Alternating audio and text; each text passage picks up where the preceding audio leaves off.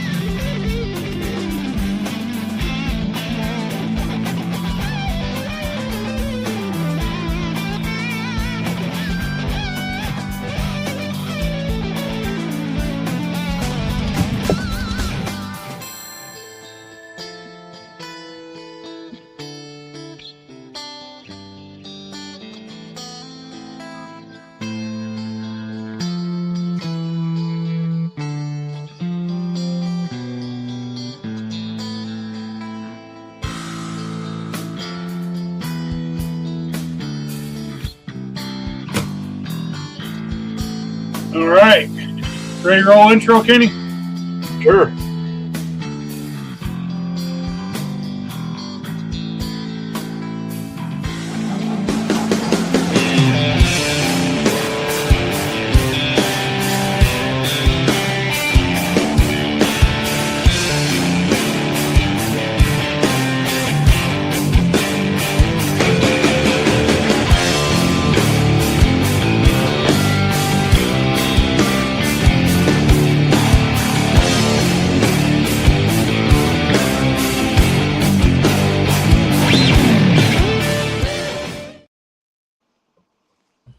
Hello, friends, fans, and faithful followers. Welcome to the ABTA Monday Night Live, where we sit at the intersection of tracking and training, and we bring it to you the only way we know how. No nonsense and no politics. Sadi, Schulz, how are you? I'm good, Matt. How are you guys doing? Fantastic. Thank you. Kenny? I am vital. I am breathing. I'm alive. You have a pulse. I'm here. So let's set the tone. Kenny, for the 8 people, 10 now following along, and for the thousands who will watch later if the statistics hold, Kenny is triple tasking. He's writing a real estate contract. He's half-ass engaged with our podcast, and he's doing something. I'm engaged. I know. I'm just kidding.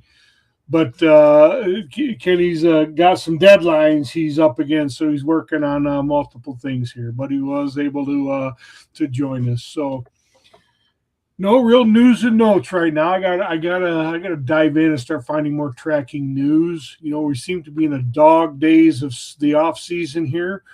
We're in that weird little section where we're past the spring training surge where everybody's fired up and motivated to get out and start training, and we're right in between the just before the preseason fire up, and everyone's getting jonesing about the season coming up. Now those South Florida weirdos, Sadie, they've got a season coming up here in August. Really? Isn't it crazy? Oh yeah. We Yeah. get a velvet hunt at the end of August, but that's about it. So there's actually a few properties that start the last weekend in July. In July. Wow. Isn't that something? I know. We here in Michigan, we're just getting all excited about middle of September with our youth season and our Liberty Hunt, they call it. And that mid-September, then we get a full tilt boogie October 1. But yeah, everyone's starting to think about the preseason stuff, checking your gear list, all of the stuff. Yeah, check, make sure your Garmin's are up to date because there has been some updates. Yeah, that's true. I just updated my collar, and it's got another one already, my TT25. So yeah, Garmin, get your Garmin's updated for those who are using them.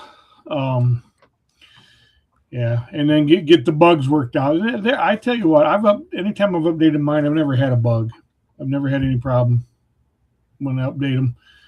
You do it on a computer at least before the season starts. Hardwired to your computer and update that way. Make sure you get everything locked in. But so no news and notes, tracking news and notes, but we do have an interesting conversation today. So today we're talking about we have special guest Sadi Schulz from Arkansas, and many of you will recall. Maybe you don't recall the name Sadi, but you might recall her dog's name Gunner, and you might recall the situation that happened with Gunner in late November while trekking on public land, hence the name of this live stream, The Public Land Risk and Hunter Irresponsibility. And, we're going to talk about just a pretty dark situation. But we want to do it from an informative standpoint. We're not going to obfuscate, or we're not going to hide behind things, but we also are not doing it to shame anybody, but rather call attention, because it is a risk we all assume whenever we choose to track for anybody, really. But Sadie's going to share the story. Like I said, it was quite it got around on social media very quickly and very broadly, like things do these days, particularly these types of things where we Gunner, I'll just put it out there. Gunner was shot with a firearm while tracking. Let me not bury the lead. Gunner is still with us, and Sadie's gonna share some of that. But we wanted to have Sadie on and just talk about it, and like you said, approach it from an awareness perspective, from really kind of a no nonsense.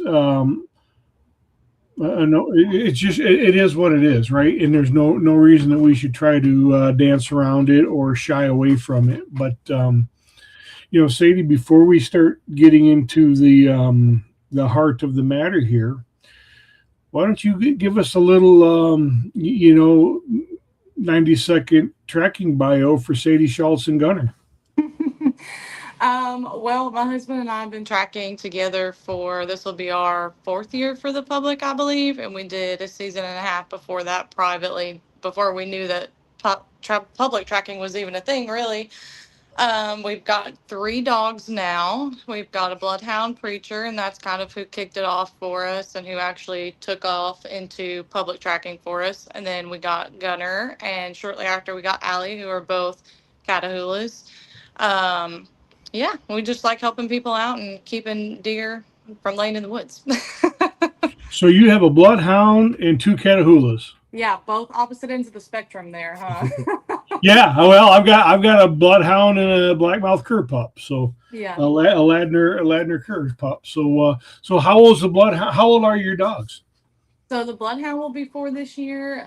Gunner turns 2 this year. He started tracking early, and Allie's 2 this year as well. Okay, so the Catahoulas, and are they both Duvals? No, Gunner is out of Duval's. He's out of Axel and Arrow, and then we have Allie, who is out of Plummer, and she is out of Leroy and Mamba, I believe. Okay, so you got cool. Where's your bloodhound from? He is from a local breeder. She's not real big. Her name's KK's Bloodhound. She's here in Payburn. But we actually have a friend that has a sibling out of her litter, and they do small tracking as well. Yeah, that's we have the Plumbers and the Ladners for the Curs and the Duvals for the Catahoulas and Foundation for the Curs. We have all of these big names, and but the Bloodhounds, I don't, outside of maybe Ron, I'm not aware of big breeders like that are Kenny and Stacy Frost. What's that? Kenny and Stacy Frost. Oh, I didn't know that they breed them. They've been breeding them a long time. I did not know that. Name, or is it just their name? Yep. What's that, Sadie? Do they have a kennel name like for their breeding program or no? That's a good question. I was gonna say, I knew they did, but I didn't know if they had a kennel for it or not because I didn't know they were doing it like big scale. Yeah, I didn't know that either. Well, that's cool. The things you learn. But anyway, that's cool. Yeah, 'cause I have a bloodhound also, and she'll be 5 in August, and like you, small local breeder here in Michigan. In fact, Baru was her last litter. She used to breed bloodhound and retrievers, and she's not breeding either anymore. And she turned out to be a pretty decent dog, so I'm pretty happy. I wish Linda was breeding because I'll get another bloodhound at some point. I think but we'll see. But so how'd your trek? Oh, yeah. Before late November, how did your trekking season go, Sadie? I mean, it started out. They were kind of on fire. We got really busy really quick. I think it's been our busiest season as far as influx of calls up until November. Because a lot of people, once they see something like that happen, they just assume you're not tracking anymore and that you don't have other dogs. I think we did between 20 and 30 calls in that time frame, which for us is a lot because we're populated by trackers. There's a lot of trackers in our area, and the Arkansas Blood Trailing Network is a big deal. Yeah. So we get what we get, and people just pick where they go essentially because there's so many to pick from in our area, really. But we did good. They did good. They had a busy season. That was Gunner's first full-time season. Like I said, he'll be 2 this year. He took his first hunt test when he was 6 months old, and then we went straight into season tracking. And luck would have it, his first track independent was a solo bay job. Oh, wow. Right on the property line. And by the time I got to him, I had to stop him because the deer had gone across property lines, and he was shaking. Really? He was not happy, and he had been horned in the back, but I didn't realize it until we got back to the truck when he had the puncture wound. But he just was ready to go. I can't credit Randy Duvall enough for working with that dog. He trained him. Okay. That's where I met Sadie. Yeah, we actually met at Gunner's 6-month ABTA test. Okay. Oh, yeah. Okay. Pick him up. Yeah. Okay. It was ended up being perfect timing when we got Gunner because the dog that we actually started tracking with was a black and tan hound named Copper. And he got out of the yard and got ran over on a highway just 2 months before season started, the year before we got Gunner. And I just happened to say, I'm never going to get a black and tan again. And then I saw on Facebook this little black and tan that wasn't a black and tan. It was a Catahoula. Yeah. Yeah, he's not the leopard style. No, yeah. No, he's not. I like it, though. I prefer it. It's fine. Oh, sure. Yeah. Anything but a bloodhound, I mean. Yeah, Kenny. We do not stand the bloodhound hate. No, that's funny. Yeah, so I mean, what the heck? Let's dive right into it, Sadie. So tell us about the call, your anticipation, and your approach to that fateful night, or day, I guess. And then is Colby your husband, Sadie? Yeah, Colby's my husband. Yeah, He can jump on. You want him to jump on? he's in the back lane with my 2-year-old trying to get him to go to sleep. Oh, okay, okay. But he okay. probably will if he gets him to go to sleep. He'll probably come out here and sit by me. So That'd be great. Yeah. yeah. Yeah, I just say that because he just commented, "Don't hate on my bloodhound." And that's right, my man. That's right. Colby. We don't I can't tolerate see them. the comments. How do I see them? You can't. I'm not sure. I'm not sure what. Probably You may if have turn to your phone expand it. sideways. I think you can. Then she goes sideways. She's got to turn on screen rotate or something. Let's see here. Let's see how technologically advanced I can be. Aha! We did it. There you go. There we go. Do you see the comments? No. There might be a little arrow. Uh-oh. We just lost her. Sadie has left the building. Here she comes. See, that's what happens when I try to do it. Yeah, get all fancy. Start bragging about your technical prowess, and you. I know. There might be a little an arrow about midway up your screen on the right hand side that might expand, or there might be a comments button. I'm not sure. I'm not going to press my luck. Okay, all right, no, that's fine. We'll if we get some comments, we'll read through them later anyway. Yeah, tell us about because I have to presume you went into it just like every old routine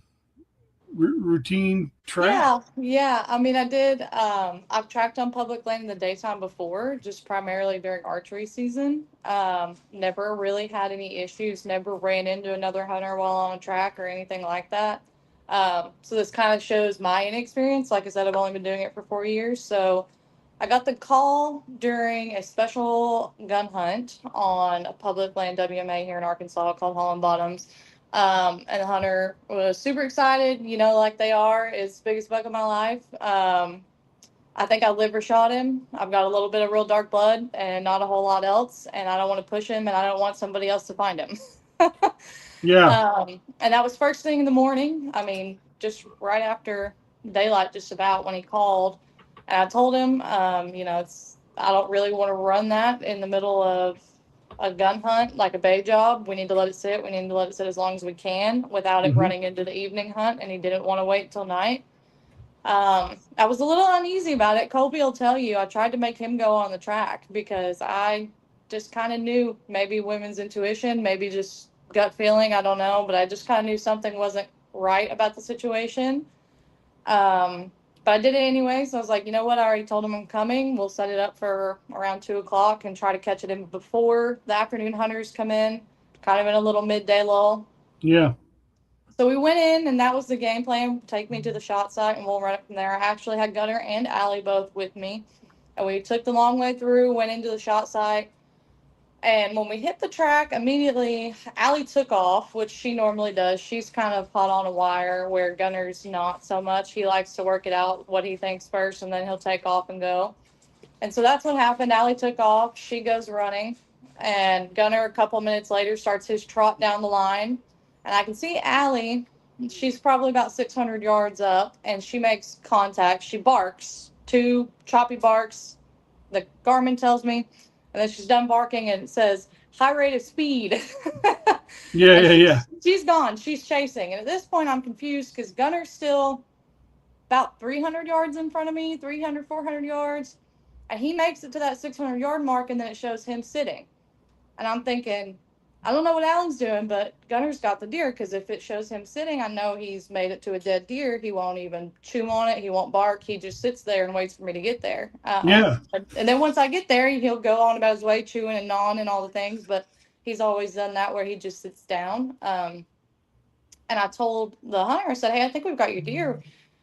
And he said, really? No way. And Allie was still taking off. Allie got up to about a mile away from us. And we started just walking the line. We weren't in a big hurry. I didn't see any reason to be. And I got within 300 yards of him, and I heard, well, let me back up here. Allie had turned around at this point. She realizes during our walk to Gunner that she's not on the correct deer. Mm-hmm. What I assume and what the hunter has told me leads me to believe that there was another buck by this buck, and she jumped that one while she was on the trail and just assumed it was him and took off before she realized, hey, he doesn't smell right. She comes back. She comes back on a line right back to the deer that Gunner's sitting at. And about the same time she makes it to Gunner on my Garmin, I hear a shot ring off and yelping. And I knew somebody's hit the dog. One of these dogs is hit, and immediately it shows Allie's coming on a beeline back through me. How And far I'm away? running. How far away are you from him at this time? I was just over 300 yards. Okay. Just over 300 yards. So the hunter's with me that I'm tracking for. We take off running. I get to where the Garmin, I'm looking at the Garmin and trying to run at the same time, and I see the deer before I see Gunner. And Allie made contact with me about halfway between me and the deer, and she just ran straight through me. She was running the original line that we walked in, Yeah. all the way back, followed our footsteps all the way back to the car. So I didn't know for sure yet if it had been Allie or Gunner that had been hit, but I knew somebody was hit by the yelping. And I made it to the deer, and I can hear walking, and I'm in a panic, and I can see off to my right, probably about 30 or 40 yards. There's two hunters, a man and a woman, walking up to us, and Gunner is huddled in between the two of them, walking towards me. And we make it to the deer, and words are exchanged, and I noticed that Gunner is hit because at this point he wouldn't come to me at all. He was stuck to them, I guess out of fear is what I presume, because they were the closest people. He wouldn't. I tried to tone him. I tried to call him. He would not come to me until they walked over to me. And once they walked over to me, I asked the hunter that I was tracking for. I said, "Is that the deer you shot?" Because it was exactly like he said. Just a quartered away liver shot is where it was hit. It only had one bullet hole in it. And in the panic of the moment, we're all thinking the deer is dead. And I'm trying to look over Gunner because I still don't know if Gunner or Allie has been hit because I can't get a good look at Gunner. The hunter tries to pick the deer up, and it realizes people are there because it was just barely hanging on to life. And he stumbles and falls over and stumbles and falls over. And while the hunter is looking at that, I'm realizing that Gunner's been shot. And his back leg is pretty much just hanging. There's blood everywhere. I'm yelling. The hunters are saying, "We didn't shoot him. We didn't shoot him. We didn't shoot him." And I'm like, obviously somebody shot the dog. And then I go into a panic. I'm like, okay, we've got to get to the truck immediately. And the deer's still within eye shot. And I told the hunter, I said, take the shot, put the deer down, get the deer, I'll get the dog and go back to the truck. And he shut me down immediately. He was like, said some choice words. He's like, no, forget the deer. We're going to the truck. I tried to carry Gunner. He wouldn't let me carry him. He ran on three legs, dripping and bleeding all the way back to the truck. We were about a mile and a half away from the truck. Oh my gosh. When we made it to the truck, in the process of the running, I was calling my husband, and I called Hunter Johnson, a good friend of ours, because I know he knows a lot of the local game wardens, and I didn't have a number on hand, which is something that I do have now, and I recommend everybody get a game warden's number saved in your phone, because it is too hard in the panic of a moment to try and find the hotline number, whatever number you need. That's a mess. So I'd already called him. He had called the sheriff's office because Game and Fish said they weren't going to touch it. It was a sheriff's department ordeal, what have you. We get back to the truck, and I tried to put Gunner in the seat of the truck with me, and he literally would not have it. And I dropped the tailgate, and he loaded up into his box on three legs. And at that point, my husband was on the way to the shot site, and I told him, go there, wait for the sheriff's department. I'm going to find an emergency vet. And I was about 30 minutes away from Jacksonville, which is the closest big city that had an emergency vet open during the hours, because this was just after Thanksgiving, so everybody was closed for the holidays. We managed to find one that was open and would take him, and they took him straight back. And from what I was told, it was extremely lucky that he was hit where he was hit, because they hit the main artery in his leg, and for some Jesus reason, Jesus could have been the only one to do it, that artery clotted. And instead of letting it bleed out, they said he should have bled out in 10 minutes, and he didn't. He ran all the way back to the truck, made it all the way in the dog box, made it to the vet's office. We stayed at the vet all night long. I didn't leave until I think it was like 2 in the morning or something like that, and they kicked me out because at that point we still didn't know a lot. Mm-hmm. They came in then and told me they thought he was going to lose his leg because the tendons were all just splayed and hanging, and there was no real way to connect them, and that he wasn't showing any sensation in that paw at all. Yeah. Yeah. But at that point, we knew he would make it through the night. So we went home, and it was the next day when we came back, and they decided for sure, he's got to have the leg amputated, whether you do it today or Monday. They said they couldn't do it until Monday. Luckily, our local vet said, no, come in on a Saturday evening, and amputated his leg at 5 o'clock on Saturday evening. They said it would have been too painful to let him sit over the weekend, and they weren't going to deal with that.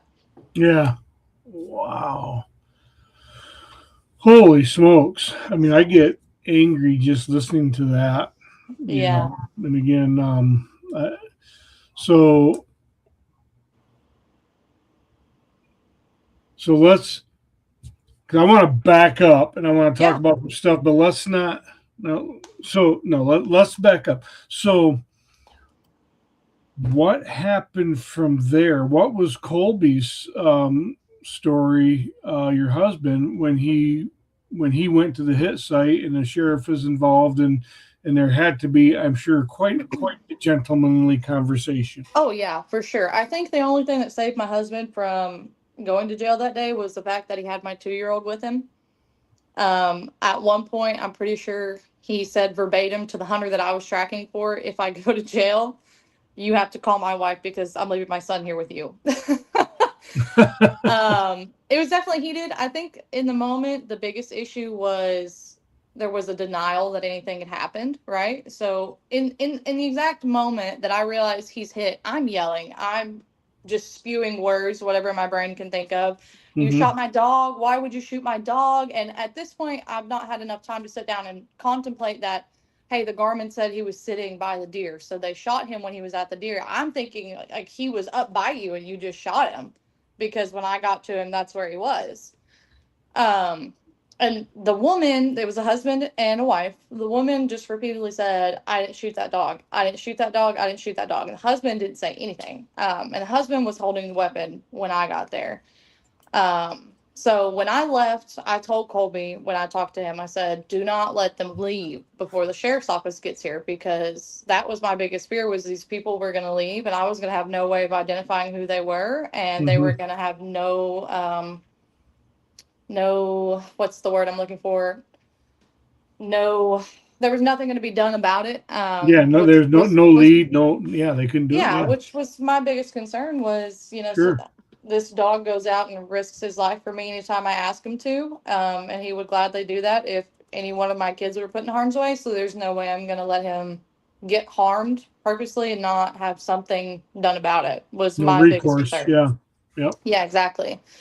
So Colby stayed at the shot site, and he said it took a little while, and they finally came out of the woods. And at this point, everybody that was in the woods squirrel hunting and deer hunting and all the things has heard the exchanges going on and is migrated towards the parking lot to see what the heck is going on, because now there's sheriff's departments there. I think the city police were there. And Colby got quite heated because they pretty much told him right off the bat, like, there's nothing we can do. We're not going to do anything about it. And they weren't even going to take statements. And Colby threw a fit to get statements taken, because at the very least we needed a record of what happened. But when we called Game and Fish, they said it was a sheriff's office issue. And then when we called the sheriff's office and they got there, they told Colby that it was a Game and Fish issue and they weren't going to touch it. That it was up to them whether they did anything or not, and they were going to leave it up to Game and Fish based off of their discretion. So yeah, at that point there was a lot of heated discussion going on, and I'm sure Colby can better elaborate if he comes out here. But it was definitely a moment as a husband that he was trying to defend his wife, and also the dog that he didn't know at that point if was alive or dead or not. Because his biggest thing this whole time has been, well, you were 300 yards behind him, you could have been up there with him, which is true. I mean, as trackers, we follow and we choose how closely and how far back we follow our dogs into any given situation, especially tracking on public land. I mean, you run the risk on private land, but on public land even more so, of your dog being harmed. But yeah, you too. And that's just part of it, unfortunately. Yeah. So, And again, I want to come back, and I have all kinds of things. I probably Go should ahead. write some. Yeah, hit me with them. I should probably write some stuff down, but It's a lot to unpack. yeah, I mean, and I'm just, and I'm thinking about the times that I've tracked on public land during the daylight. But so let's move forward, because there was quite the,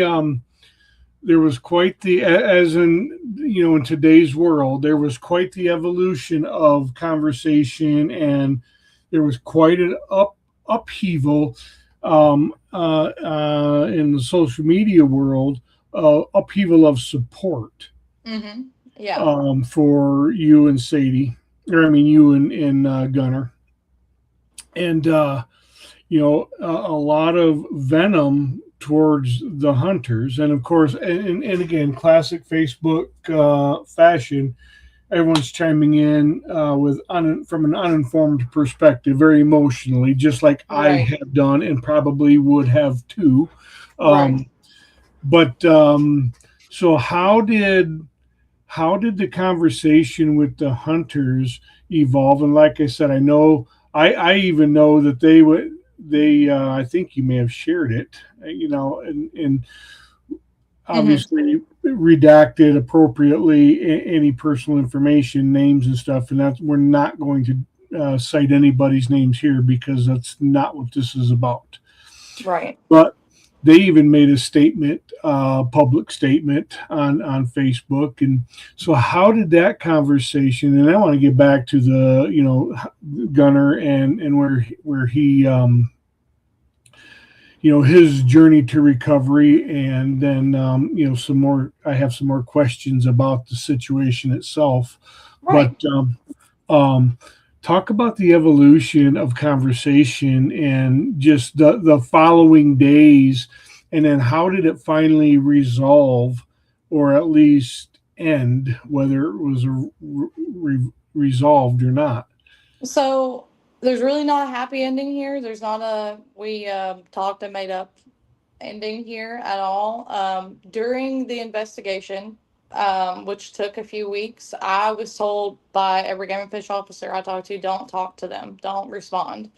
And they very quickly messaged us and apologized. And then there were The other family hunters members. messaged you quickly and apologized. Yes. The hunter, not the hunter that shot him, but her husband messaged me and apologized. And he also messaged my husband and apologized. And then members of their family randomly messaged us, not to apologize, but to ask for information. And they were different last names. So at the time we didn't know that they were family. And then, of course you click on their Facebook profile and you realize that they're family and you're like, this is kind of weird. Not Yeah. going to respond to that. And we didn't respond at all. I still haven't responded. We let the investigation take its course, and I was in heavy contact with the game and fish officer that decided to take the case. And he was great. He was fantastic. He did everything right by me as far as he could. He originally had planned for them to be charged with hunter negligence with property damage, because in Arkansas, really the only way that your hunting dogs are protected is if you can conclusively prove that they were killed maliciously, and then they get charged with animal cruelty. They're not protected as hunting dogs in the state of Arkansas, which is a whole nother issue that we can get into. That needs to change. So really the only way that we were getting covered is the fact that there was value tied to this dog because we tracked for the public. Had he not been tracking for the public, that probably wouldn't have even happened. Which is an interesting tidbit of information for all the trackers in Arkansas. Yeah. But yeah, so the game fish officer, he did right. He did right by me. His captain did right by me. They were going to charge her with hunter negligence with neglect. And that was supposed to include a fine of a set amount and enough license points to suspend her license for a year, which was my biggest thing was if you're not educated enough on what's going on in the woods, you need to take a break from the woods.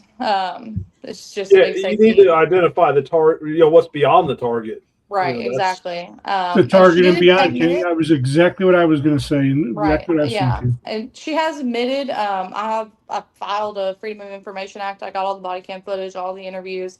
She admitted at one point that she saw the dog, then she changed her mind and said that she just heard the dog barking. So inconclusively, either way, the dog was in the area. And that's where the issue comes in, that we knew a dog was in the area, and they'd said they'd seen squirrel dogs in and out of the woods all day that day. So even if it was a squirrel dog, if you know the dog is in the area that you're shooting, you need to be 110% sure of what exactly you're shooting and that the area surrounding that is clear. Yeah, well, I mean it's one of the however many rules of firearm safety. Just like Kenny said, know your target and beyond. Right. So Yeah. so let me ask you this: Yeah. what is the story? I mean, maybe she did know her target. Was the dog the target? What was her target?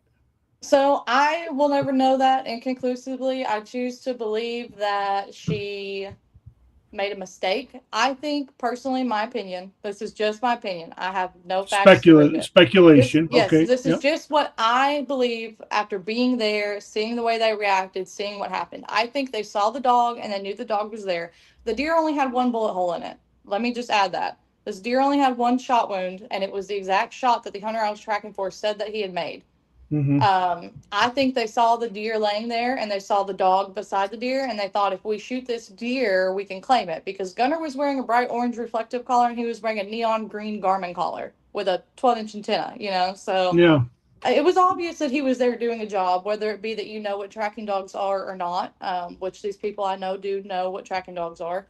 So I think they saw the dog and they saw the deer and they thought, well, we could claim this deer, and made a mistake and shot the dog. That is what I choose to believe. Okay. So they did have line of sight of the deer from where they were. Yes. Okay. yeah. And And how far? I watched all the body camera videos. Mm-hmm.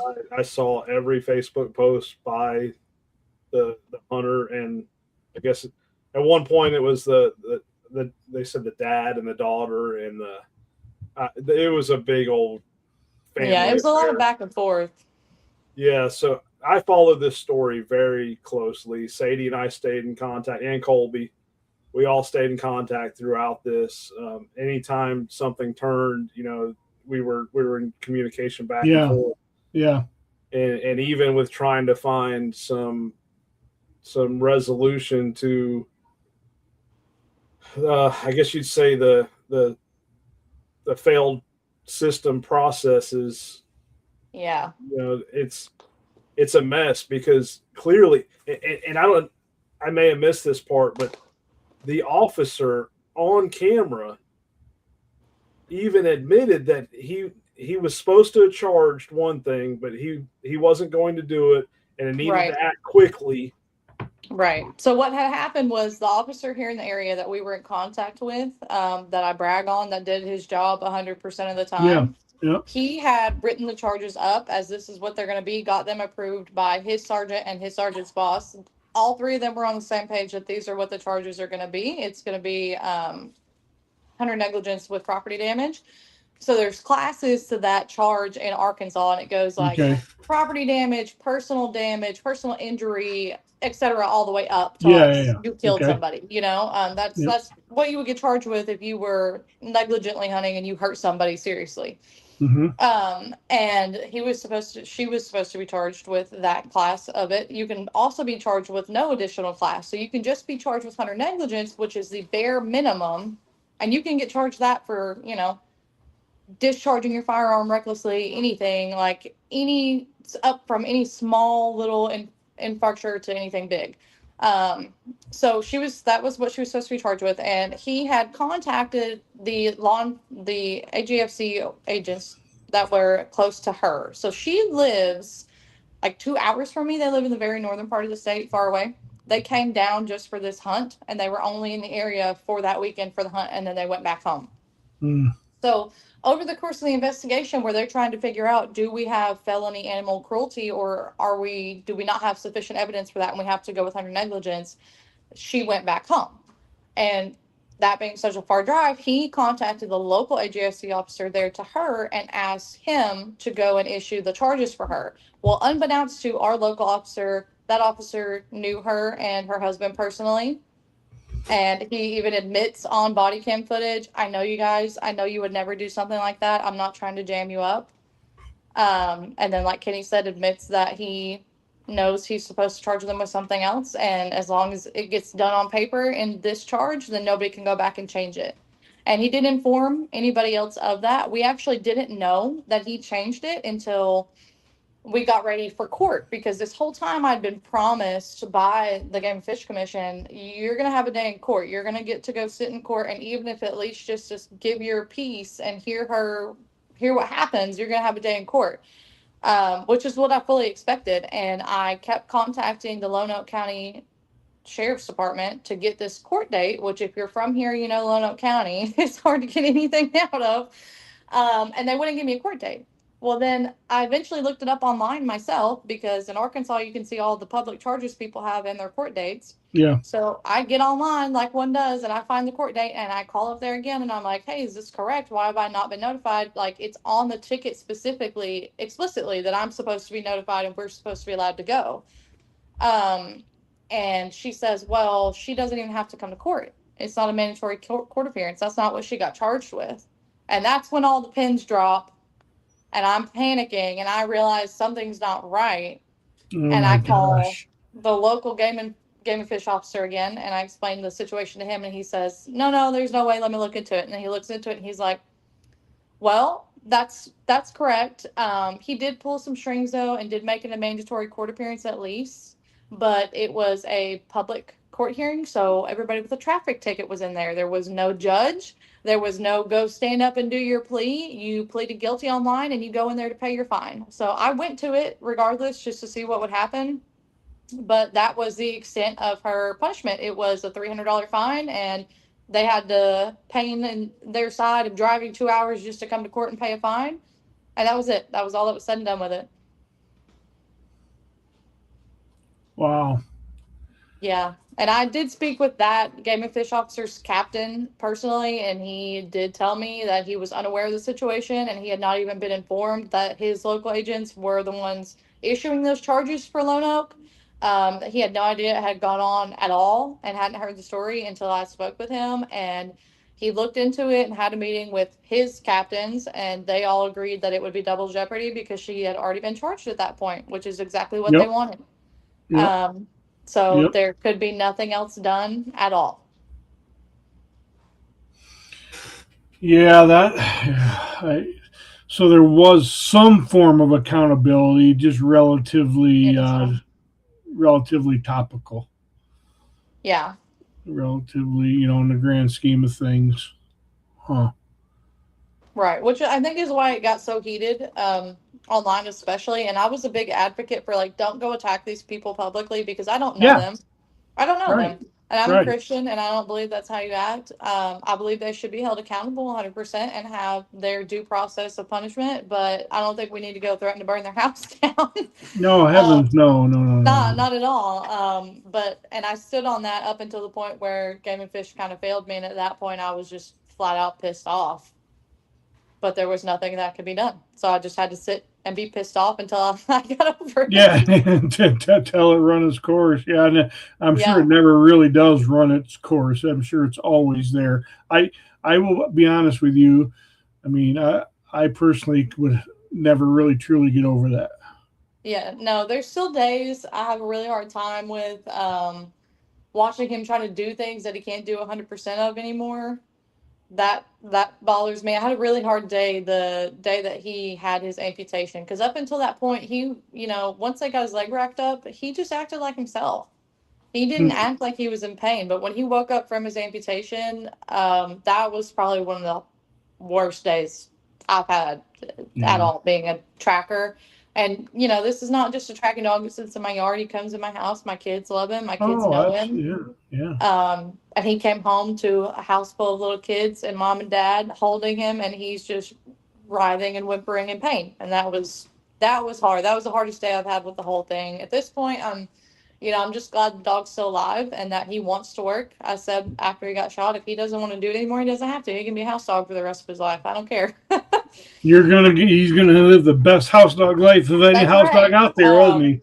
But I'll tell you what, he didn't want to be a house dog. He did not want to be in here all day. He wanted to be outside in the yard with the other dogs. And as soon as we gave him the opportunity to track again, he just went back to one track mind, get the job done. And that's just how he is still now.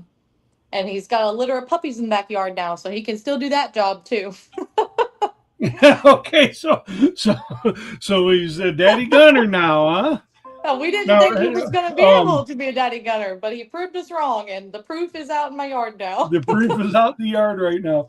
So there it is, folks. Gunner is still tracking. Gunner, the tracking tripod, and not the only one. I know there's more out there. What's that?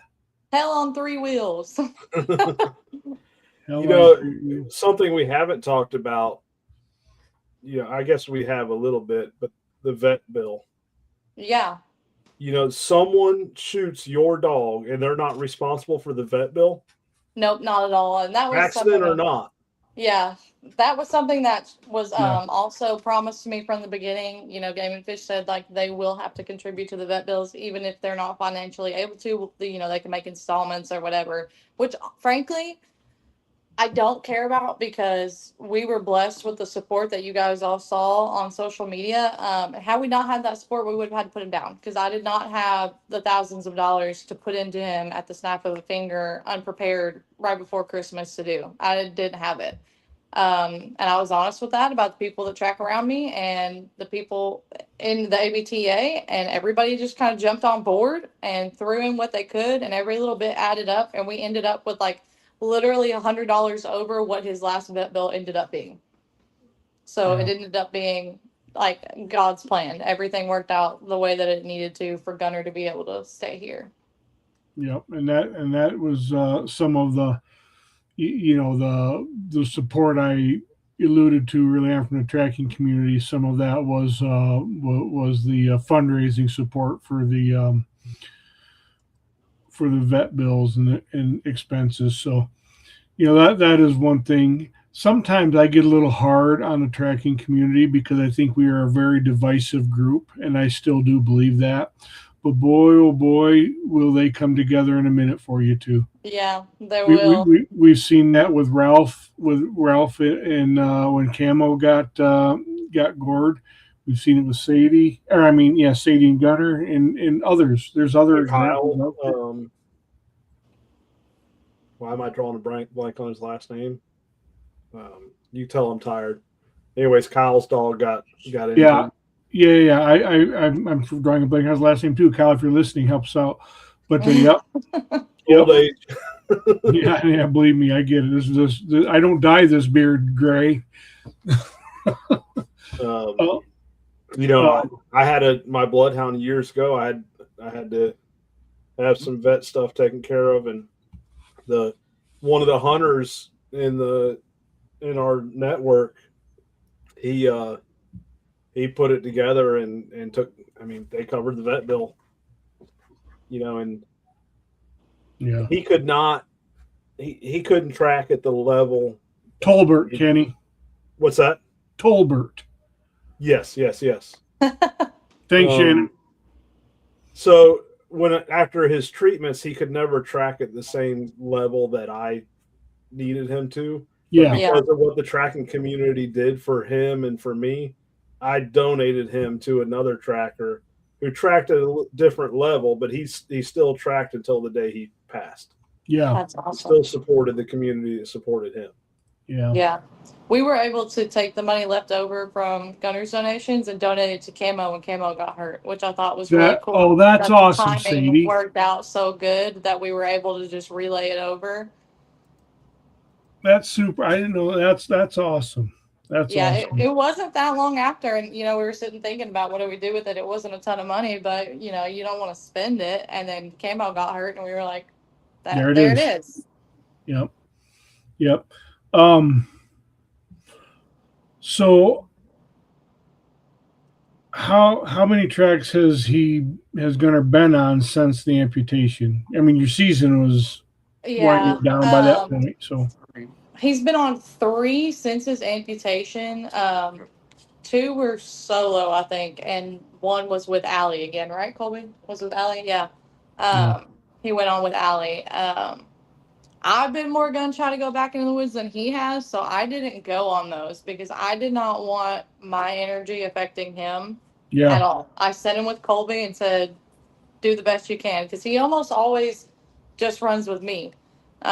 He's very much a mama's boy. He knows if I don't like somebody, he doesn't like them.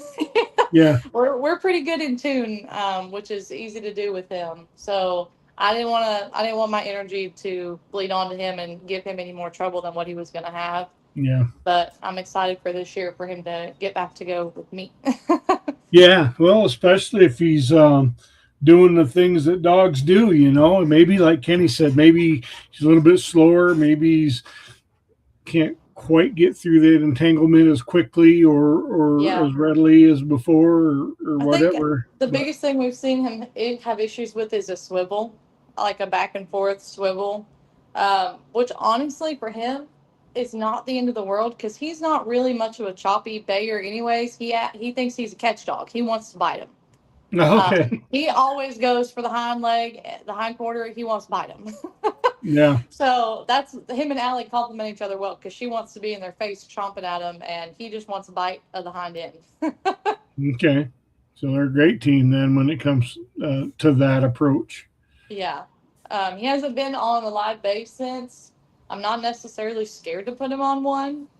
I might be when the time comes, but I mean, he goes out in the yard, he catches jackrabbits. He's still pretty quick. I just don't know how much he'll be able to handle. Right. Right. And we'll cross that when we get to it and, adjust accordingly. We have other dogs. We can do whatever we need to do for him and his best interests. But as long as he wants to keep tracking, I'm going to keep letting him. Oh, I would too. I'm a primarily off-lead tracker. Mm-hmm. But state land, it's required here. But I'm just going to be honest. A lot of people tracks off-lead. Yeah, right. State land, and I've been guilty in the past. I have, but honestly, most of the time, if I ask, they give me permission. Right. It depends on the situation, but since this happened with Gunner, I have not tracked off lead on public land with or without permission. I don't think we will track in the daytime on public land again. Just being honest, I would love to say that we will during archery, but I just don't think. I think it took a hard enough toll on us as a family because like I said, we do have the dogs in and out of the house and we spend a lot of time with them and take them to ball games and things like that. That I just don't think we'll track in the daytime on public land again. Private land probably, but public land probably not. Yeah. How much tracking do you do on state land, Sadie? We do quite a bit on state land. Most of the time it's after dark, but there is a WMA about an hour from us that there is just not a tracker close by that wants to go on it. So they end up all calling us and we make the hour drive down and we track a ton on that. There's a WMA also. There's 3 WMAs within 30 minutes of me in all directions. So I'm kind of in a little hot spot. We do a lot more during archery season than we do during gun season anyways. But we do not as much as we do private land at all. But we do our fair share. Yeah. I do a fair amount on state land too, just based on where we're at. We got quite a little track, about 45 minutes east of me. Mm-hmm. And I've, like Kenny said, we can be off lead in Michigan, and I have done off lead on state land in the daytime, but man, I'm real skeptical and I'm real cautious about it. If there's any other cars in the parking area, well, I typically don't go then, right. Or I do go on lead or after dark. After dark it's a little different. I'm not near as concerned about it, but during the daylight, It was funny when we pulled up to go on that track. There were 2 cars in the parking lot, and the other one was unloading squirrel dogs. And so I thought, maybe my gut feeling's wrong. Maybe everything's fine. I'm just having a little anxiety. But by the time we got out of the woods, the parking lot was full. So, I mean, it just goes to show, even when you think you know a situation, it could change fast. Oh, for sure. See, in squirrel dogs, that's just not something that people do up here up north where Yeah. I'm from. So that's, I don't want to say it's foreign to me, but it kind of is. I know Mhm. it's a big deal, particularly in the South, but you just don't have people. In fact, I got to tell you, I don't even know for sure if it's legal in Michigan, but Really? I'm not sure that it's not. I don't know. I've never looked. I've never talked to anybody about running a squirrel dog in Michigan, but yeah, just with that, I can see where you're coming from. That squirrel dogs galore throughout the woods during deer season, and okay, people do it. So, I can see how that might sway your thinking towards running off lead. I mean, they're not running squirrel dogs on lead, right? Right? Yeah. Yeah, No. right. No, Yeah. so in state land in Arkansas, we're allowed to be off lead as long as they're on a GPS collar. Yeah. Federal land, everybody has to be on lead. Okay. Which we just don't. We don't go on federal land because I don't want to run them on lead unless I have to. Yeah, I'm with you. And I don't want to deal with the game wardens on federal land, to be honest with you. I've got a good federal land story. So I had my bloodhound and my blackmouth. And this was early in the season, and like a dummy, I thought that I could track with both of them on one lead. And she was young and she was doing so good, and I didn't want to leave her in the truck. But it was some pretty nasty terrain, so I was like, all right, I got to bring her. I have to be on lead, and the buck jumped up in front of us, and I could tell it was pretty weak. And I'm like, I'm in almost chest deep water. Oh no! And I said, you know what? We're going to end this pretty quick. Yeah. So I unclip both of them, and the deer runs out. They bay it up. It out in the open, like these thin cut plantation cut pines on the high hill. I'm coming out of the water chest deep. They're barking like crazy. The deer's standing, barely standing there.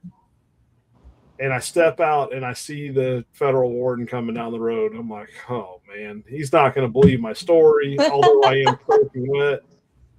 So I rush over there and I get the dogs. I call them to me. I clip one and I tie the lead to the other one, and they're both fighting me coming out of the woods. One's listening to me. Of course, the older one's listening to me. The puppy's wanting to get back to the deer. I'm all twisted and tangled up, and I get back to the truck, and the game warden, he's laughing. He walks over. He said, "What are you doing?" Struggling. I said, man, I don't know what I was thinking. He said, "I don't know what you were thinking when you hooked him back up to the lead. Go finish the job." Yeah. I said, "You watched me." He said, I couldn't help. I had to watch you. He said, "Go get that deer. Do what you got to do." Yeah, a pragmatic thinking officer. I told him. I said, "Look," I said, honestly, I started out on lead, and everything was going halfway decent, as good as it could with the terrain. I said, then it got in chest deep water. The deer got up.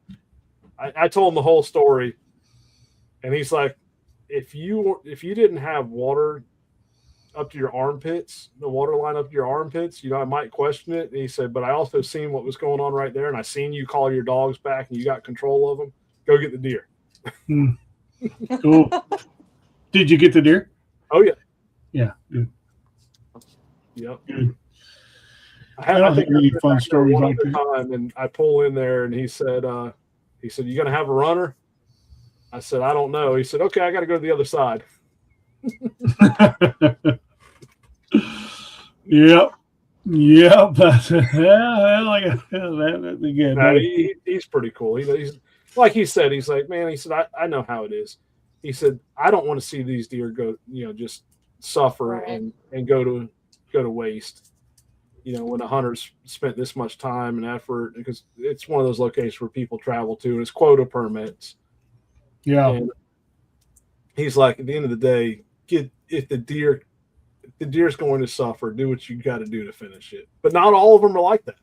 Right. Right. No. Yeah, some are very letter a little off, sure. And then on the flip side, I've had some that say, hey, I don't even want you in here on lead right now. Can you do it? Yes. He said, but it's unsafe. There's too many people in the woods. Right. Come back after dark.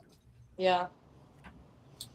Hard to find fault in that, though, too, when he's putting everybody's I safety would first. prefer that. Yeah. Oh, yeah. Yeah, and that's the thing. So, we work hand in hand with so many game wardens in my area now. I mean, unless we get a new young one, I mean, they don't even really bother me anymore. They may say, hey, can I tag along? Not that they're looking Right. they want to have fun. Yeah. But I've shared this story before, and probably the closest call I ever had was a game warden shooting between my head and the hunter's head over my dog's back at the deer. Sounds like someone needed some reinforcement training. Yeah. I'm That's a hard surprised one. I didn't go to jail that day, to be honest with you. Yeah. I lost it. And it was with a 300 Win Mag on top of that. Of course. That I'm see, surprised you that, have hearing. yeah. What do you know what caliber gunner was shot with? A 350 Legend. He was from 45 yards. Yeah. Oh, close. It was that close. Yeah. Yeah. Yeah, you can't say you didn't know a dog No. was there that close. No, and they said that, they saw the deer and that she thought she was too far, so they moved up even closer, and they openly told the game warden they were at 50 yards when she took the shot. But she claimed that he was behind the deer, so she couldn't see him when she actually took the shot. She just heard him barking. But I know by the Garmin that he was never barking. Yeah. Well, before we came on, we kind of talked about how do we frame this, and of course we're all just you can't. Emotion is not a conscious decision, right? Right. So if you get angry, you get angry. You don't decide to be angry. You just are. And some of us listening here may be finding ourselves getting angry, and it's okay to be angry about the situation, but and again, the intent here is not to shame the hunters, but I will tell you this. Michael Beck says it great right here. He says, hold on, let me find it. He says, you don't actually take, as I said before, you don't accidentally take the safety off. You don't accidentally aim the weapon. You don't accidentally squeeze the trigger. So as the operator of that firearm, you are responsible for every bullet that leaves that gun. Mm-hmm. Period. There's nothing beyond that. So there That's was the hill I have died on here. yeah, there is an irresponsible component here. I won't go as far as to say there was maliciousness or they intended to shoot the dog, but it's irresponsible. There's no other way to slice that pie, and hopefully they learn something from it. An incredibly expensive cost, and the cost to them pales in comparison to the cost to you. And I'm not talking monetary. Right. You put monetarily on top of all of the the emotional strain. I mean, it, like you said, it's a family member. My dogs are family members. And I honestly don't know how I would respond if that was my dog. I do not know. I have a suspicion that there would be a tree with a 350 legend wrapped around it. I mean, in the you know, woods. you always say that as a tracker, and I've told this to my husband. Everybody always thinks they have a reaction of what would happen in that moment, and I've always said the same thing. You know, I'm going to jail if somebody shoots my dog because I'm very adamant when we go tracking. You know, if you carry a gun on the track, it needs to be unloaded, none in the chamber. I'm the Oh, only one shooting over the dog. So we prepare for that in the slightest way, but you know, in the heat of the moment, I was less mad at them as I was concerned for the dog. So I well, did not spare 100. any time to sit and argue. I No, wanted to, don't get me wrong, but the wave of, oh my no. God, he's going to die was so heavy. It was just like immediately get him out of the woods. And then, you know, once you get in the truck, you're like, oh, I should have said this or that or the No, yeah, other, no, you know, but yep. it's just like, oh my God, you know, and had he laid there and died, it probably would have been a whole completely other incident that had happened. But I knew he's alive right now. We got to go. And so Yeah, it just kind of takes over you and you get into go mode and you go to the truck. yeah. You're in crisis management mode, emergency management mode at that point. Absolutely. Yeah. And I'm certain I would have been the same way, but I do in certain situations, and I'm getting much more mellow as I'm getting older. But when I was younger, I was a Yeah. pretty big hothead, and I could be triggered pretty easy. Um, you know, but in that situation, I like to believe that I would have been very similar to you. I'm certain I would have been. You know, it ain't about anybody or anything but my dog's well-being at this Right. moment. Right. You know, so you know, we were talking before we went live that this is there are just inherent risks that we assume as trackers.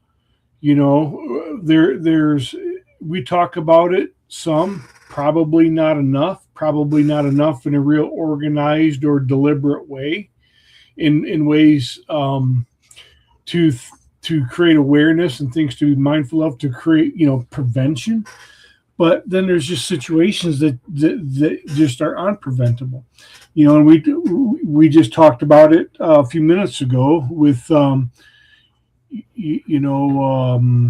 the other dogs that got Camo that got gored by a deer, right? So that's a risk we all take, particularly if you're off lead, but it could happen on lead.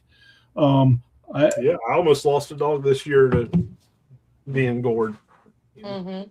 Yes, so there's that. That's the interaction with the deer. Then there's the situation that we just spent the last hour talking about. Again, not malicious, we want to believe, but certainly irresponsible of a hunter shooting your dog. And it's not like it was just a stray bullet that came through the woods and happened to hit your dog. They shot your dog. Yeah. And that's a risk we assume.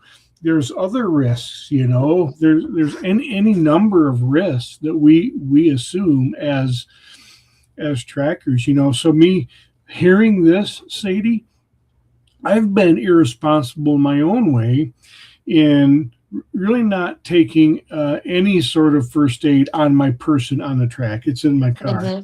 I can tell you this, that's going to change now. I'm thinking tourniquet. Yeah, that's exactly what I thought after the fact. Wow, if I could have had a tourniquet right now, that would have been great. So, you really can't see it. Yeah, it just. The blurry. Anyways, I have 6 tourniquets right here. I have 1 in each vehicle, 1 in every boat. They are cheap. You can get them on Amazon. Mm-hmm. There's no reason not to have them. Yeah, and I don't, and I will now. Remember? Go ahead, Kenny. I just want to share one thing. Don't think this is only a public land issue, because right. I have had dogs shot at. I haven't had one shot, but I've had them shot at on private land that we had permission to track on. Yeah. We had this is not. I mean, this is this is a real issue all over, not just public land. Yeah, public land. There are other maybe more inherent risks, but Kenny, that's what I'm talking about. We assume risk anytime we take up the trail. Matt Lord kind of makes a comment about that right now. But go ahead, Sadie. You had another story. Oh, I was just adding on to what Kenny said.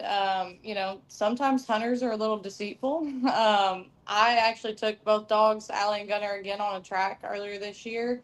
And I asked him, you have permission on XYZ properties because that's how far I'm thinking the range is going to be. Yeah. He says, yes, talk to every one of them before I called you. We're good to go. I'm like, great, best hunter ever. Well, we get out there and we're only 200 yards into the track and I see a ground blind. I said, oh, that's a nice ground blind. Is that yours? And he said, no, I don't know whose that is. And I'm like, okay, it's 10:30 in the morning. Whoever else is hunting out here is liable to very well be out here. And you told me nobody else is hunting here because you have permission to hunt here and to track. And I just loaded the dogs up and we went home because I will not play that game. And I don't cross private land without permission because I have always said, and it came back to bite me in the butt, I've always said it will not be my dog that gets shot because I did something like that. And it wasn't something like that, but it still ended up being my dog. Yeah, I've gotten very, very strict. The longer I've been doing this, the less I put up with. 100%. And I'll tell people flat out, I'm not coming. It's not. You don't have enough land. I'll just be very direct. I mean, I'm not rude, but I'll be very, unless I need to be. But I'll be very direct with them. I'll even tell them, hey, I'll come, but we're not going to get your deer. Your deer's not dead. Yeah. You may have a 5% chance, but and I'm just very direct. And a lot of newer trackers that they're afraid to be honest with people. And you don't need to hold back. If there's not enough land, don't keep pressing forward, because the minute you open that door to temptation, you're going there knowing that this person has 5 acres and it's a gut shot deer. And it's already been jumped once. Yes, it's already been jumped. You're better off not even going. If you can't get permission, I agree. And in writing, that's the key thing. You need to get it in writing. Right. Yeah. And that's something we haven't done. We normally just ask for permission because, like I said, we've only been doing it for 4 years. And if a hunter doesn't have permission, we ask that they allow us to call and get permission for them. Mostly just because we have a better coot and can better explain things a lot of times than a hunter can. But if they have said they already have permission, we really don't have a way of validating that, to be honest with you. And it's something we need to get better at doing. But quite frankly, we don't have a way of validating it once they say they have permission. Yeah. I've had I had 2 encounters with conservation officers this year, 2 or 3, and one this past season and one the season before that. They were all property related matters, right? And so I've started to be more strict in my, hey, send me a text telling me we have permission, and I'm starting to build a little bit of a rapport with my local conservation officers, and that's what they say is, hey man, the permission thing is on the hunter. Although technically trespassing too, they hold the hunters accountable to that. So if I can say, look, man, he told me he had permission, here's my text. Right. Yeah. That's something, but it's not necessarily permission from the landowners. But and Kenny, to your point, the more I do this, the more I'll say, I don't know if direct's really the right word, but the more no nonsense I am about it, the more decisive I am. No, I'm sorry, man. No can do. Or if there's gamesmanship, or I think they're not being honest on the track. Like, okay, man, I don't think there's anything more I can do for you here. Or hey, I told you to put that rifle away, or whatever. like Yeah. you, Kenny, not rude, but sometimes a little direct, and that just comes with some of its age, and some of it is just tracking experience. As you become more confident in your abilities, you can, look, I'm telling you, this deer is not dead. I'm not chasing this thing. You're not listening to what I'm saying. On how we're managing the track. So, buddy, I don't think there's anything more I can do for you. Right. Another thing to take from this, and you kind of mentioned it earlier, I personally think if you're going to track for the public, you should have some CPR first aid training, Yeah. because it's not a matter of if you're going to need it, it's a matter of when. Yeah. Yeah. Yeah. Yeah. Well, and all of that we talk about risk. How many times have you? Hell, I mean, I'm the old guy, and say you can't see me very well behind my camera, but I'm not necessarily a pillar of fitness. I'm kind of a big guy, So I'm surprised I'm not the one having the heart attack. But I will tell you this: even in my my bigness and old ageness, I'm leaving 24-year-olds in the dust in the woods. How many times have you tracked for, somebody who's even in poorer health than we are? And, I don't want those people trying to keep up, and because I worry, Or so people that are inebriated. Yeah. Yeah, That's something I draw the line on now. But Yeah. it's funny you mentioned that, Matt, because back when I was 370 pounds, me and another tracker and her husband, we were out tracking a deer, and my cur Zena, she had baited up. Well, the deer had hit her, and I heard her yelp, Yeah. and he took off running. Well, I took off running right behind him, the dog, and I blew by him, went and got my dog. We get back to the truck, and he goes out there and tells his wife and 4 or 5 of their buddies, said, "Man, I can't believe old big boy smoked me in those woods when that dog got hurt." She said, "I would not be telling people that." Yeah. I mean, it's just it is kind of comical, I've never been in a situation where where I was truly worried about the hunter's health. There were a couple of times I was mindful. I'm like, okay, I gotta, I'm going to slow down. I'm going to hang with this guy a little bit because I'm off lead. I don't need to race behind my dog, but I've never been worried about it. But the day could be coming. So your point about CPR, man, as bad as that sounds, yeah, we probably should. So I've been on a track with a couple of people who's had heart attacks on the track.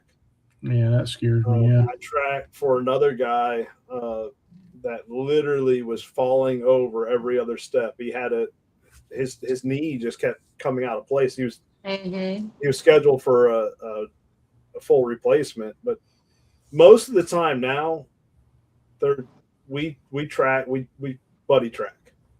There's 2 trackers going on each track. Yeah, that's became very, very common in our state. And let me tell you, it really helps. Yeah. Oh, sure. There are times we have to split up. We're just so busy, but even then, we're a phone call away. But right, it's brought our network so much closer because we do work together like that. But like in that situation where that guy was falling over literally every other step, I told Little John, I said, "Hey man, I got to stay with him. I can't leave this guy." Yeah. And it was a live deer situation. The deer was bait up, and I told Little John, I said, "Here, take my pistol, go finish off that deer." I get it. I hear him start hollering. I said, "What in the world is he doing?" He said, "The gun won't fire." I said, "Turn the safety off." And he said, "I can't figure it out." So I told the hunter, I said, "Hey, just stay right." Or it wasn't even the hunter. It was a guide at the lodge. I said, just stay right here. I got to go help him. I go in there, and he's got a stick about that big around little twig. He's like, I don't know what to do. I guess I'm going to have to stab this. Oh, no. But he was panicking because he just left the guide that was falling over every step, and then he was worried about the dog, so it just became chaos, and if we wouldn't have had two people there, I don't know what would have happened. Yeah. More times than I can count. We've helped last year. My dogs got overheated. I called John in and I said, hey man, bring some fresh dogs. Well, John got in there, and his son, and one of their dogs got into a situation. But I didn't just leave him there. I stayed, even though my dogs were exhausted. I stayed right there, and we sat in the shade it took them 45 minutes to get there. I watered them up, and I rehydrated, and then I told him, you go ahead, we got to rest. But I was resting in case he got into a bind. Well, it was just a nasty, nasty swamp. Mm-hmm. It was a good thing I did stay, because the hunters, they couldn't keep up with us. They hit that first spot when you sank to your knees, and they couldn't move forward. Yeah. So if I wouldn't have been there, I don't know, John could have got back out. Yeah. We've had to hook. This is how it is here, and I'm sure other places are like this. We've literally had to hook ropes to each other and pull each other out of the mud. Yeah. So now, okay, so you're tracking the alligator swamps, you're tracking in freaking snake pits, you're tracking in pterodactyl freaking aviaries, you're tracking in freaking quicksand. Kenny, I don't know about you, man. You need to come down here and experience it. No, absolutely not. You would have so much fun. Look, the worst thing I have to worry about is a little, cattail swamp and sinking up to my hip. I don't have to worry about porcupine. I don't have to worry about porcupines down here in Michigan. Not too far north they do, but I had never seen a porcupine until we went to Pennsylvania. Oh, really? Yeah, no, it's not an issue down here for me. I'll tell you, probably the biggest advantage of what I can call buddy tracking that keeps things safe is whoever's not handling the dogs can distract the hunters. Exactly. Yeah, and you saw Travis's comment. It says, me and my wife buddy track. It's awesome. She basically tells the hunters everything I'm doing when I'm tracking with the dogs. And I have tracked with, buddy tracked. I've been the buddy, and I've had a buddy with me a few times. And I would tell you that is really nice when there is somebody with you that knows what's going on. So they can't do that. It's great because John and I when things start getting stressful in the woods, it's best if no one's around me. Mm-hmm. That's Colby. Yeah, I just tell them you need to get away. You need to get away. Especially when they start. Are you sure? Are you sure? Are you sure? I'm out here. I'm focused. I'm in the groove. Just get out of my way. And it's great because John is so laid back and chill, even when things get stressful. Until a hunter tries to kick his dog, but that's another story. Yeah, again, that. But we're a good team like that because he knows, hey, and if for some reason he ends up taking the lead, and sometimes he does, I'll get tired, he'll get tired, and he'll handle the dogs or I'll handle the dogs, then vice versa, we'll swap back and forth and keep the hunters back. Yeah. Right.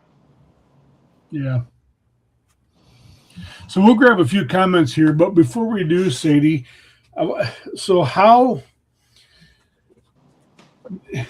has this experience, other than maybe considering how you track on public land, has it changed your approach or your thinking? And I know you haven't tracked a lot since, but has it changed how you think about how you might approach tracks in terms of, for example, what about personal safety, at least during the firearm? Are you wearing blazed orange or anything? You and Colby wear orange or? Oh yeah. So in Arkansas, we have to be. I don't know about everywhere else, Yeah, but in Michigan, we do too during firearm at season. least during firearm, yeah. During archery, we don't, and during archery, we might wear an orange ball cap, but typically we're not wearing a vest. I don't know if it's necessarily changed my thinking on that so much, to be honest with you. Colby's big thing was it could have been you. I don't really think of it that much. I think of more, what can I do to keep my dog safer? I've Yeah, considered getting him like a cut vest and getting an orange one while I'm at it just to help. I was going to Just ask about that. Yeah, just so there's no visual aid with him. I worry about it because I don't want there to be anything extra to help him not be able to get out of a sticky situation. We have a lot of buckbrush, we have a lot of thickets. I don't yeah, want there to be anything giving him extra trouble, but I also would like there to be some kind of extra safety measure taken. So I've yeah. considered it. We haven't ordered one yet. I'm kind of going to play it by ear once we have the velvet hunt for a weekend, and I plan on kind of seeing how that goes with him and then kind of adjusting as need from there. Well, and I've down used there, this, especially when I hog hunted a lot, and I tell you, I've had it.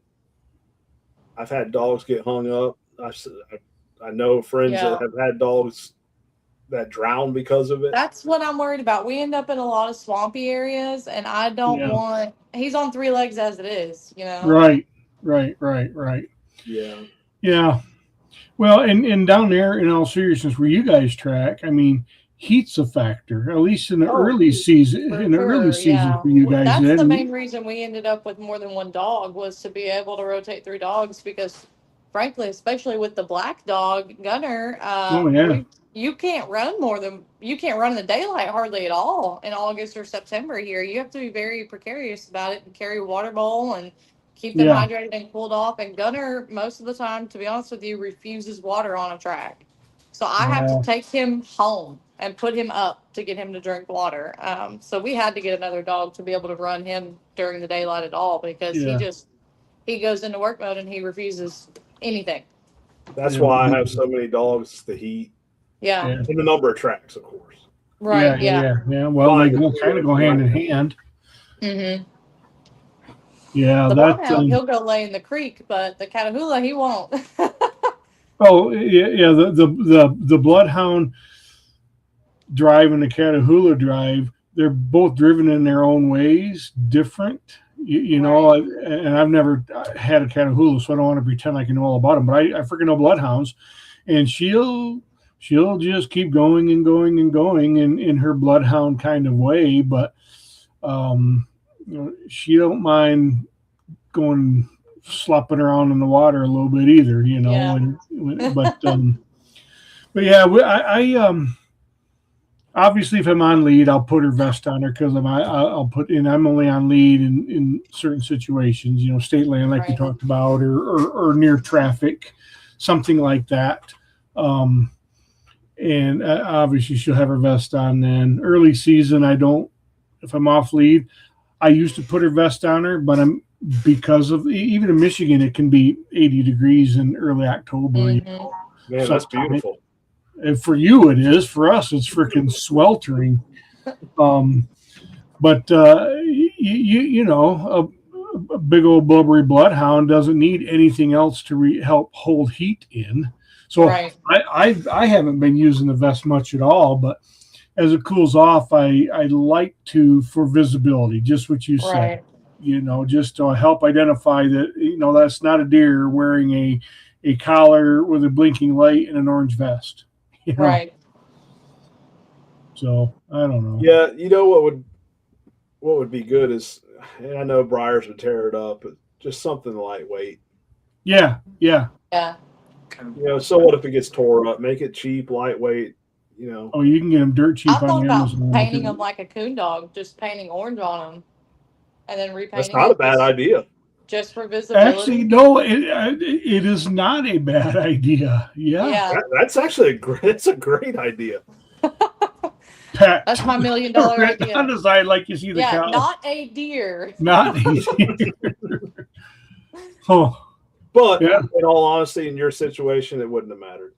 Yeah. I mean, No, that's I don't. part of Yeah, it. I don't know. I'm not convinced that was a. It may not have been malicious. No, they may not have intended to hit the dog. Right. That's my thinking. But Things move around. I mean, dogs move around quick. You know, they may have been trying to finish off the deer, and the dog, it just the perfect storm. Yeah. You know, it very well could have been that, and then they panicked and didn't want to say that. That's very plausible.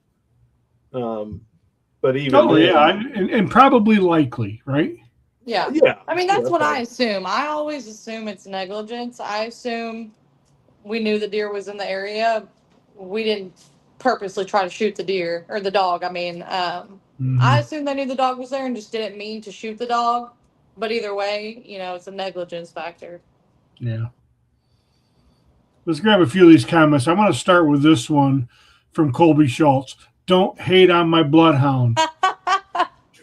We don't have to. They do it for us. Yeah. Poor preacher. He doesn't get enough love. Yeah, he's a good boy. Gene Ferris, one of the Mississippi trackers, had a dog shot by another hunter. Yeah, that's terrible. Yep, I remember that one. Travis Muncie, my deepest condolences. Strong dog. I've read Michael's. It's worth reading again. I'm going to put it up there. As I said before, you don't accidentally take the safety off. You don't accidentally aim the weapon. You don't accidentally squeeze the trigger. And that's word for word what he commented on the post back when it first happened. Yeah. Maybe you didn't intend to hit the dog, and hitting the dog was an accident, but the act of firing the shot, nothing accidental about it. Right. He actually made that same comment on their post. Yeah, on their apology or addressing. Yep, the good old boy club strikes again. Michael says when he talked about the approach that the other county CO took. Matt Lord. Awesome to follow the story and see how tough this pup is. A good dog's drive can't be even taken away by an amputation. Hate that it happened, but your dog's comeback story is amazing. And it really is. And I really got a little emotional about, and I'm an emotional Neanderthal. When Kayla, and Ralph were talking about Camo's story and her bounce back and then the things that she's accomplished. I mean, she got her ass beat within an inch of her life by a deer in the twilight of her career. She pulls through, and then she comes back and knocks out some great accomplishments with some track. The highest level tracking certification in the United States right now, and and intends to have a great season this coming season. So it's I love that stuff. Dakota Whitaker, Gunner is a warrior. Sorry that happened. Shannon Blocker, Chad Bailey has a 3-legged lab that is very good pup dog, dead or alive. I don't know for sure what that means. Wayne Summerhill, Gunner and Colby ran his first track with me after this. Gunner is one awesome dog. Yep. Aaron Birch, definitely an eye-opening story for tracking on public lands. Great information. And like Kenny said, don't limit this thinking in this situation to public land. Be very, it may be more, it's more greater dependent on the hunter than it is on your location. Yeah. Matt Lord again. This is, I keep forgetting to put him up there. This is not only a great story for raising awareness to hunters and trackers, but also for people who call us trackers out to understand the risk we all take every time our dogs hit the trail. Yeah. There's just inherent risk in everything we do. Dakota Whitaker asked what breed camo is. Dakota camo is the Teckle, wire-haired Dotson. Yep. Terry Foltz, I had a CO tell me it's on the Hunter. That popped in when we were talking. Terry's my good buddy here in Michigan. That's when we were talking about COs, the Michigan COs put permission on the hunters, not the trackers, generally speaking. Arkansas does that as well. We've actually been caught trespassing and shown the game warden that we asked on text for permission, and they had us on game camera on everything, and he said, well, it's on the hunter. That boy got Yeah. Yeah, and he caught many charges, but we did not. Talking about that, I was talking to a tracker from Missouri it was at the Illinois event, and he was there, and he was talking about game cameras because they're everywhere now. There's cell cameras behind every tree. Every time you go on a new property, there's 4 cell cameras on it. He says what he does is he makes the hunter, when they come across the cell camera or any kind of trail camera, he makes the hunter hold his phone up to that camera so they get a picture of that hunter's information. Oh my gosh. I'm like, you know what, Tom? That isn't great. I haven't done that. Yeah. I haven't had that opportunity that it wasn't a hunter's camera, but I'm going to. I'm going to say, hey, I need you to hold your phone up to that. And if they refuse, no problem. I got your number. Let me pull it up. Bam. Yeah. You got permission to be here, right? Yeah. And if they start getting weird, that's going to tell you that they don't. So Michael Beck says again, when we were talking about, out of shape hunters with out of shape trackers, always an ego boost when a fella is hunched over gasping for breath and asked how old you are. Yep. And then he follows up, says, especially when they're half your age. Yes, Michael. I'm with you. I've had hunters my kids' age not be able to keep up. And I'm not moving fast. I'm just moving. I'm just going, and I know you're grabbing some comments, but no, that's okay. I want to think back on something that Sadie mentioned about the alcohol. We can't put enough emphasis on that because there's more dangerous situations around inebriated hunters than anything else, than all others combined. Yeah, I don't. I'm funny about that. Obviously, I've tracked for hunters who've had a few beers. I don't care for it. But I haven't tracked for anybody who's just been totally in the bag. And I don't. I don't know if I would. I'm sure you have, because I just don't have a tolerance for it. You don't know what they're gonna do. You don't know, are they gonna pass out when you're in the swamp and they're not wearing a collar. You don't know where the hell they're at. Maybe they don't have their shotgun or their bow, but they probably got a pistol in their waistband or pocket or something. Are they gonna pull? I don't know. I don't know what I would do if someone was totally in the bag. I wouldn't like it, and there's a real good chance I wouldn't take the track, or I wouldn't let them go on it. Well, I know this has been shared before, but Jason Byer went on a track, and the guy was stumbling drunk, and he told him to stay at the house. He'll go track his deer. He needs to stay at the house. Mm-hmm. The guy stayed at the house all right and pulled out a rifle with a thermal. Oh my gosh. And was watching them, and Jason happened to turn around, and I can't remember if it was a laser or something. Anyways, Jason went back up there. The rifle was loaded. The rifle was loaded, and he was watching them through the scope, the thermal scope on this rifle. Yeah, that's wow. Yeah. So that just reinforces the I just won't do it approach. Yeah. Travis Muncie, youth regular safety orange vest, $4 and lightweight, when we were talking about safety orange for the dog, but lightweight. But I would tell you, I've got one of those. I got one of them super cheap, dog vest things, and I have run around it before. And like you said, Kenny, the briars and crap that it just gets shredded, and it's. I like the paint idea. If you want. Yeah. Yeah, I really do like that. Like they use for field trials.